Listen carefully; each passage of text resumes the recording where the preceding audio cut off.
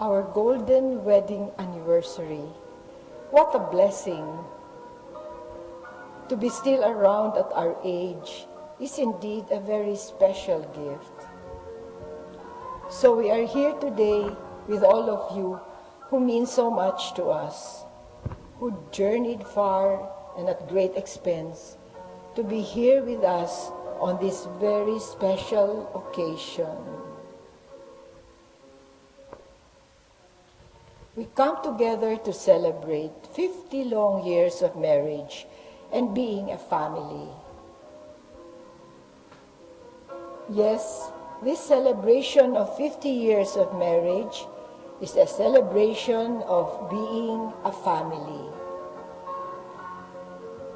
Being a family is really the best part of marriage. So we celebrate our golden wedding anniversary by telling our family story.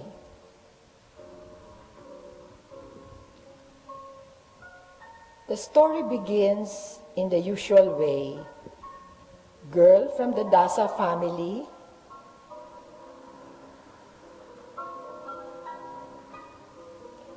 meets boy from the Baltasar family. She was a philosophy teacher at the Assumption, and he was a philosophy teacher in LaSalle. They met at the Catholic Teachers Guild Philosophy Workshop in LaSalle. He offered to take her home, and as they say, the rest is history. They married in just a few months' time and went to Tagaytay for their honeymoon.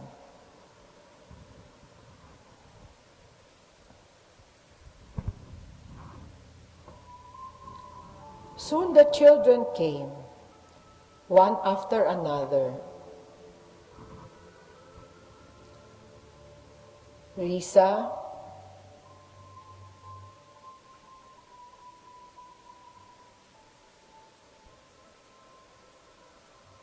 Dondi,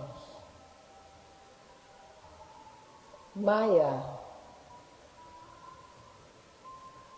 Milen, Yapi,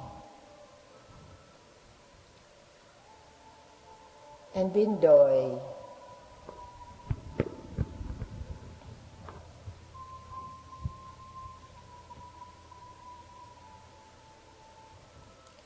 From our rented apartment on Dian Street in Vito Cruz, we moved to our own house on Malakas Street in Quezon City in 1965.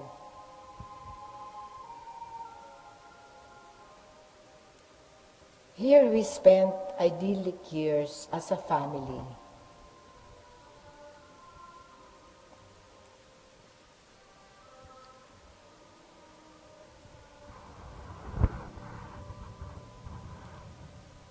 Life in Malakas was simple and Spartan, as it was always a struggle to make both ends meet.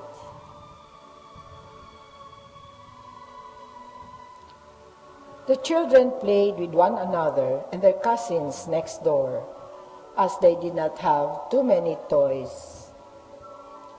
Here is our big bed in the big room. One of Papa's friends called it a football field, where all 6 children could sleep with us. Our strong family bond was forged in this bed, where the children competed to be beside Mommy.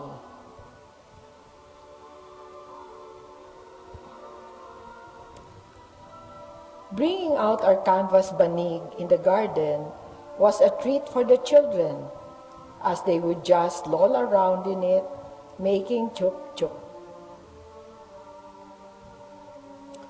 Birthdays were celebrated with just a cake for the celebrant and shared only with the family.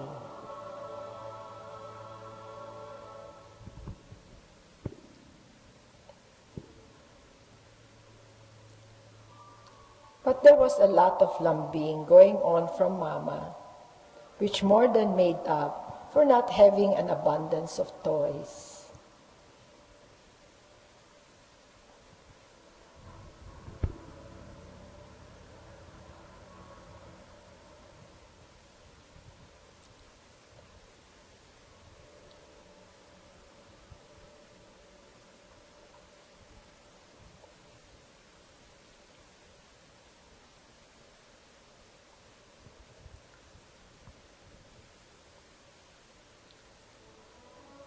There were occasional outings with cousins. And Baguio vacations, staying at the Baden-Powell Hall of the Boy Scouts since Lolo was the BSP president. And later, the PCI Bank staff houses, which were so luxurious and well-appointed.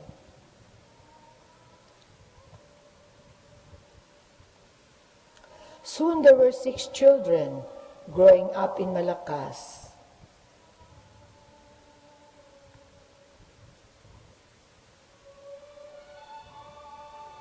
This came with a lot of teasing and fighting and crying and making sumbong.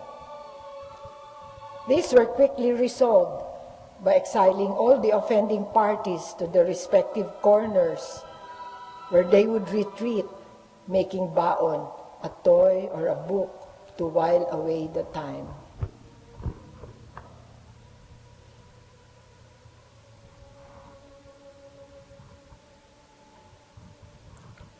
There were beach outings too, sponsored by PCI Bank, where Papa was vice president.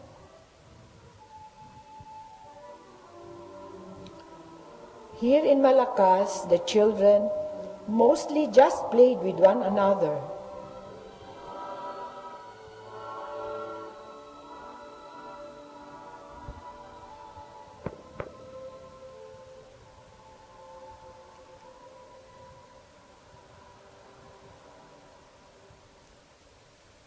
As they grew older, they would gravitate to each other in some part of the house and make kwentuhan.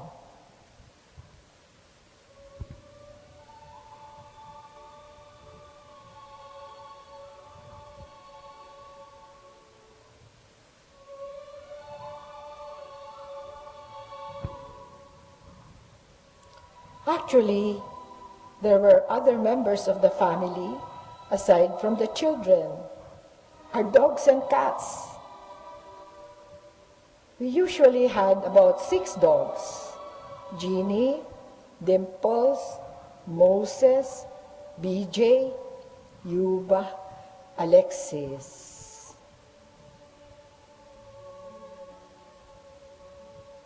We also had a colony of cats that loitered on the roof outside the kitchen windows. They got along with our dogs. In fact, Dimples, whose puppies died, adopted the orphaned kittens of our neighbor, Tito Rudy.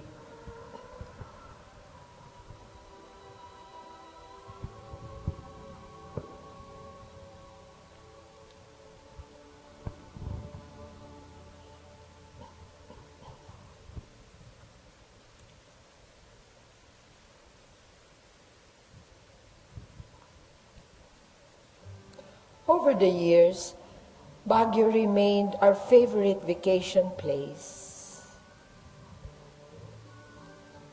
where cousins and even neighbors would come along. And of course, also our dog Yuba. Beautiful Baguio of our memories and in our hearts.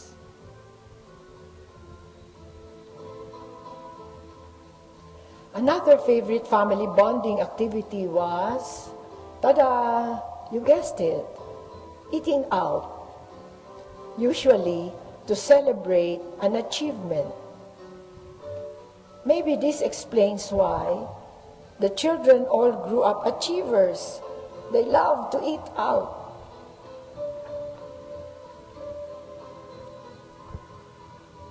Ninoy Aquino was assassinated on August 21, 1983.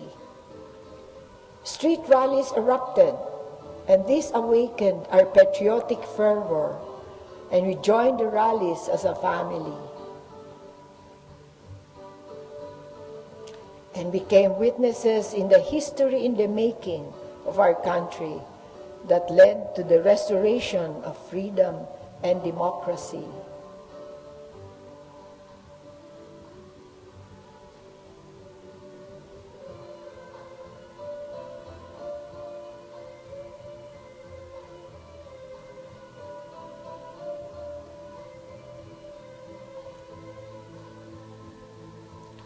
Family bonding extended to the larger Dasa clan, which came together regularly in rowdy, fun-filled family reunions.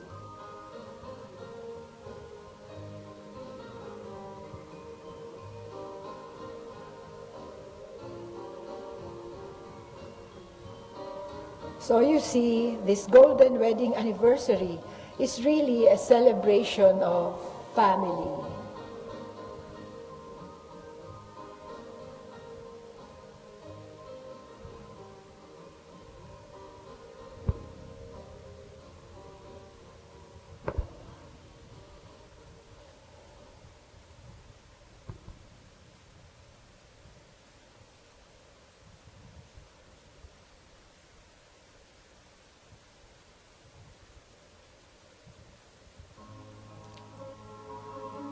Marriage, as they say, is also about growing old together. So this is also a celebration of two people who managed to grow old together through all their disagreements, quarrels, tampuhans, kasalanans, inisans, with the help of large doses of patience, making paalpas and kalimutan na lang.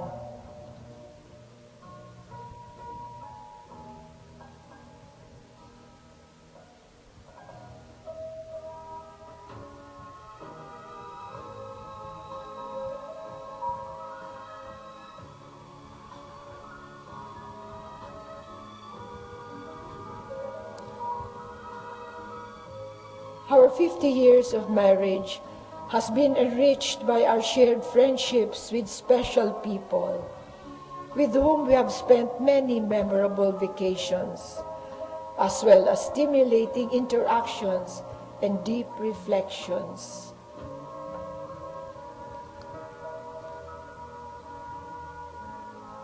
Foremost among these friends, the friends we most deeply treasure are the gang. Papa's classmates at the Ateneo who remain schoolboys at heart whenever they get together. Meet the gang at their dream vacation in Japan in 1981.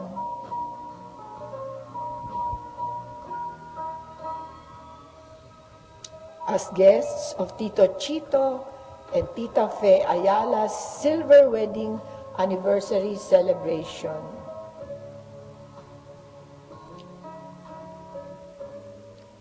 More dream vacations with the gang followed over the years, mostly in Tito Chito and Tita Fe's pine-covered mountain paradise called Eden Nature Park in Davao.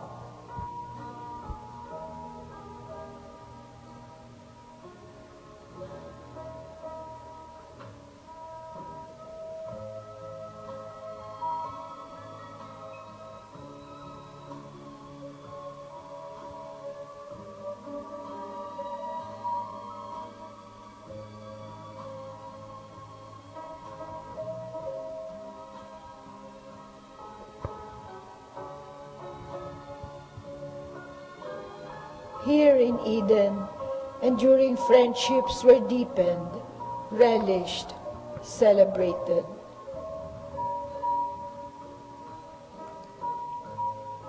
We had prayer groups too, spanning many decades.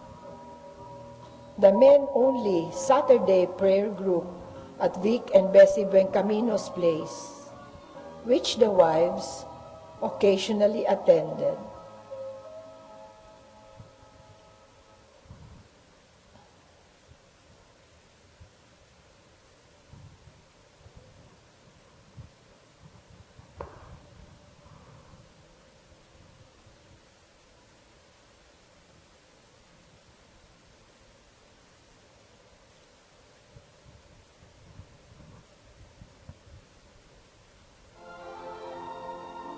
And the 50yrsAnnivVideoClip prayer group that met on weekdays at Colonel Estrelia's place.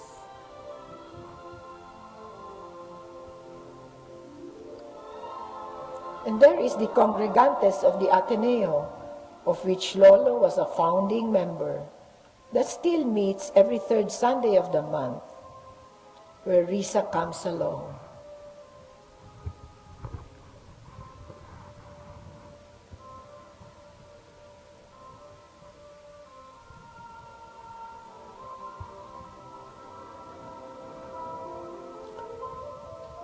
Soon the children grew up and got married. Risa first in 1986.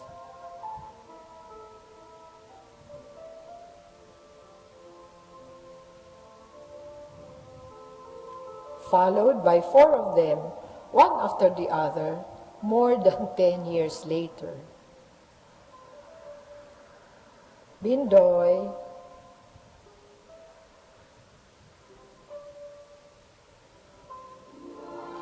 Milen,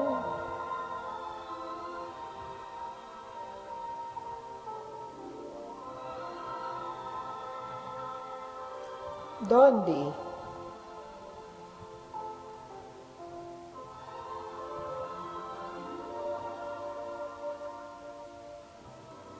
Maya,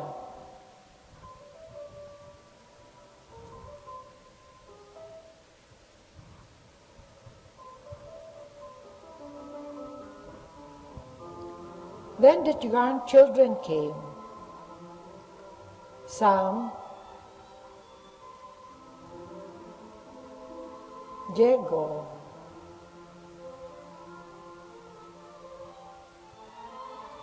and Bella of Risa.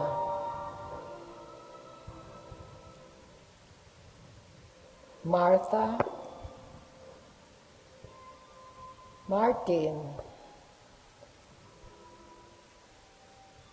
and Moses of Milen.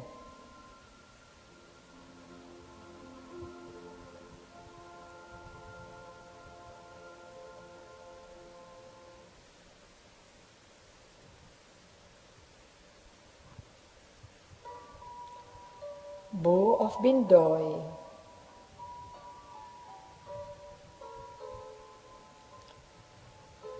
Katrina,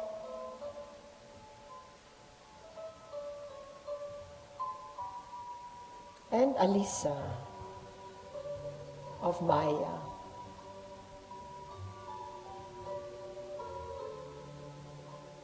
And Mateo of Dondi.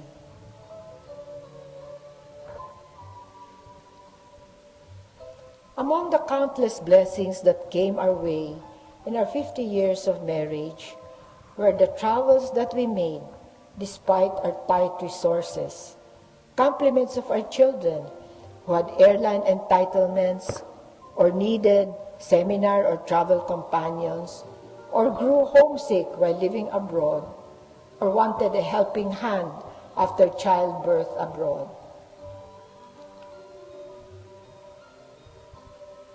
We have such happy memories of our travels with our children.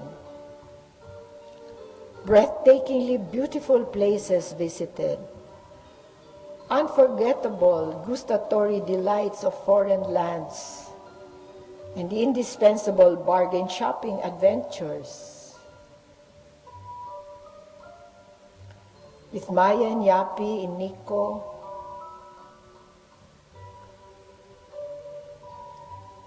with Yapi in Tokyo Disneyland,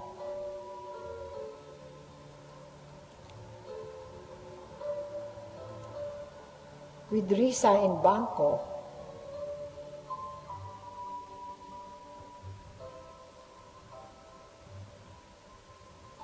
with Maya in Istanbul,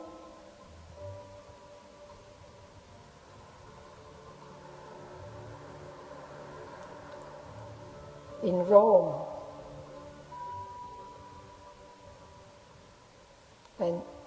and Sydney,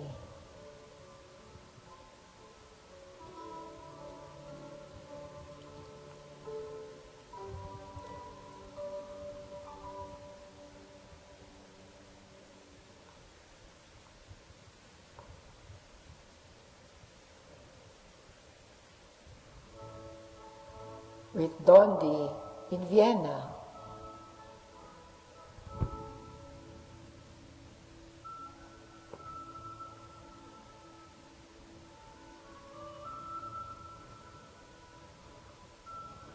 and many, many more places over the years, all of them weaving lasting memories to be revisited every now and then in moments of solitude.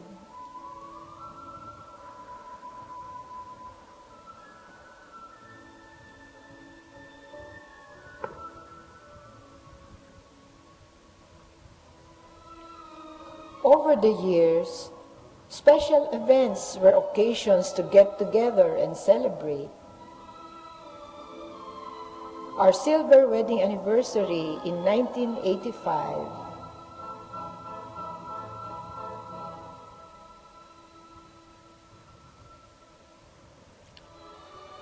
the special birthday dinner tendered at the sign of the anvil in PCI Bank as a gift of Tony Osaita for Papa in 1999.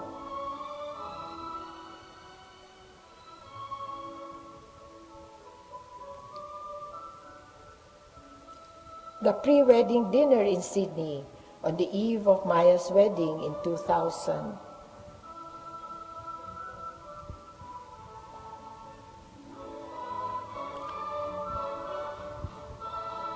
Homecomings were awaited with great anticipation and celebrated in favorite restaurants, with everyone telling stories all at once, punctuated with loud laughter, just as it was in our family meals in Malakas.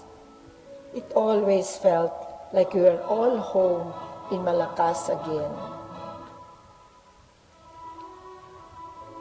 There were also many fun-filled gatherings of the Dasa clan with cousins,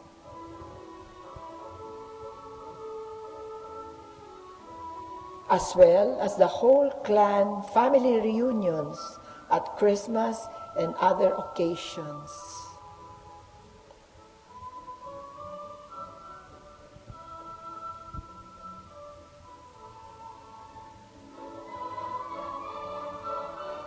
These family bondings were such great fun, with matching great food, always something to look forward to.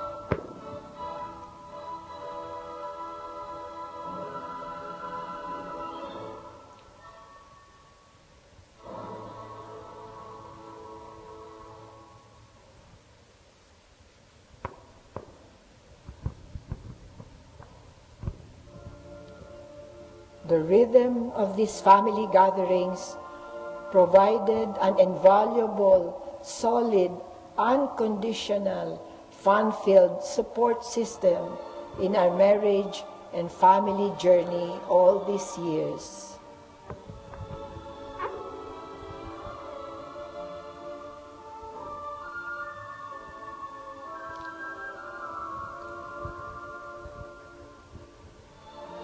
In September 1999, our life in Malakas came to an abrupt end. Our family home in Malakas burned down. We did not only lose our belongings and our beloved German Shepherd Samba, we lost the place of our happy memories as a family. This is the front view of our home after the fire. And this is a view of Milen's room from the gallery.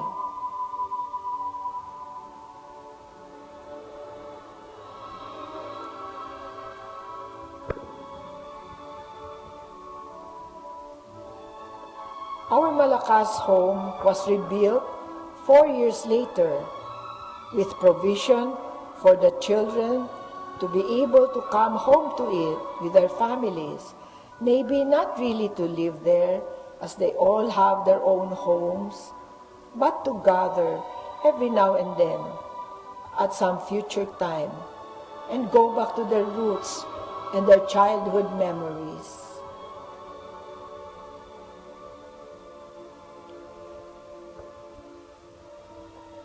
This is our Malakas house rebuilt.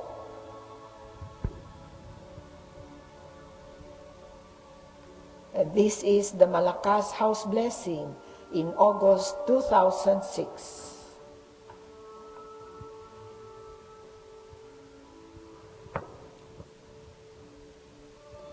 Our Malakas home is now gone, yes, but it lives on in our hearts. For there on Malakas Street stood our humble home that cradled our 6 happy children.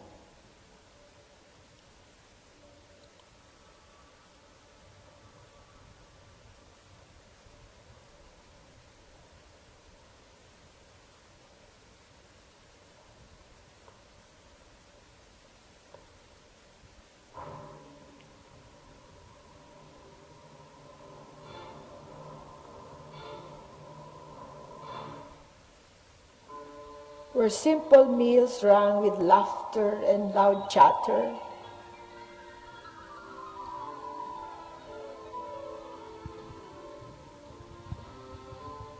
Within those walls, the children found cozy comfort in its small space, where they stood by each other as they faced challenges and cheered one another's triumphs. Through all those years, they thanked the Lord for all the blessings that came their way. When they grew up, they went out into the world with stout hearts, for in their humble home in Malakas, they found love.